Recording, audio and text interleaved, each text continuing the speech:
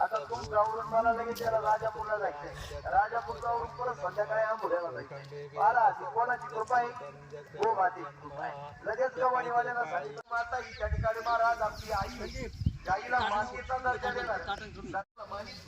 बरं मला सांगा कोटी रुपये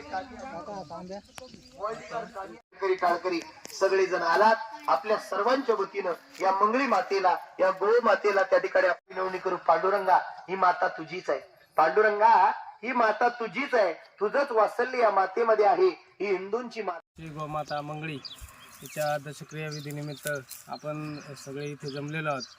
तर मंगळीचं वैशिष्ट्य म्हणजे ती साधारण 30-32 वर्ष जगली आणि 30-32 वर्षात तिला एकदाही दवाखाना माहिती नाही. आणि आमचे काका श्री संतोष नामदेव आभाळे यांचं कुटुंब मंगळीच्या आशीर्वादाने फुललं बहरलं. आणि अशा या गोमातेच्या ऋणातून उतराई होण्यासाठी आज आमच्या काकांनी आणि आमच्या आभाळे पाटील परिवाराने तिचा दशक्रिया विधी घालण्याचं ठरवलं. त्या प्रसंगी आपल्या भागाचे भूषण शिवशाहीर श्री शरद महाराज ढवळे यांचं सुश्राव्य प्रवचन सेवा ठेवली आहे. तसेच येणाऱ्या सर्व भाविकांना आणि गोमातेच्या आशीर्वादासाठी येणाऱ्या सर्व महिला पुरुष सर्वांसाठी महाप्रसाद आणि महाभोजनाचा कार्यक्रम या ठिकाणी ठेवलेला आहे. तर गोमातेच्या ऋणातून उतराई होण्यासाठी काकांचा हा छोटासा प्रयत्न खरंच आपल्या भागासाठी, आपल्या पूर्ण परिवारासाठी खूप मोठी अभिमानाची गोष्ट आहे. आणि हा एक चांगला पायंडा गोमातेच्या ऋणातून मुक्त होण्यासाठीचा काकांनी घालून दिला आहे. त्याबद्दल सर्वच आमच्या परिसरातून काकांचं कौतुक होतं आहे. आणि या ठिकाणी बऱ्याच मोठ्या प्रमाणात सर्व भाविक या दशक्रिया विधीनिमित्त जमा होणार आहे. तर सर्वांचे आम्ही आभाळे पाटील परिवाराकडून धन्यवाद मानतो.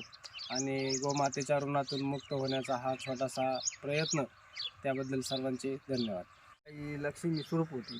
तिनं आमच्या कुटुंबाच्या अडचणीच्या काळामध्ये तिनं आम्हाला साथ दिली.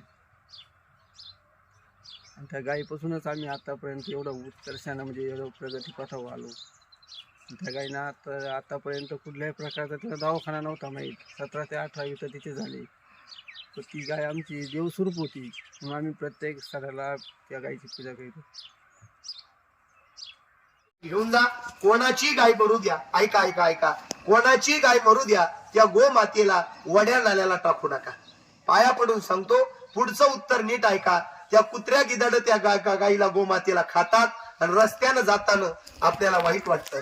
अरे जिच्यामुळे आम्ही मोठं झालो, जिच्यामुळे 2 टायमाची भाकर भेटली आणि जिच्यामुळे आमचं ऐश्वर्य उभं राहिलं, ती शेवटला मेल्यावर आम्ही कुत्र्या गिधाडाला टाकतो.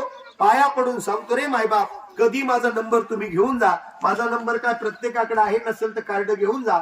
महाराज, जेवढा गोमाता मेल्यानंतर पुरायला खर्च येतो तेवढा खर्च मी प्रत्येक शेतकऱ्याला त्या ठिकाणी, महाराज फक्त मला फोन करा, जेवढा जीसीपीला खर्च लागेल तेवढा जीसीपीचा खर्च मी माझ्या पाकिटातून तुम्हाला देईल. फक्त पाया पडून सांगतो, त्या गोमातेला इकडं तिकडं ओढ्या नाल्याला फेकू नका.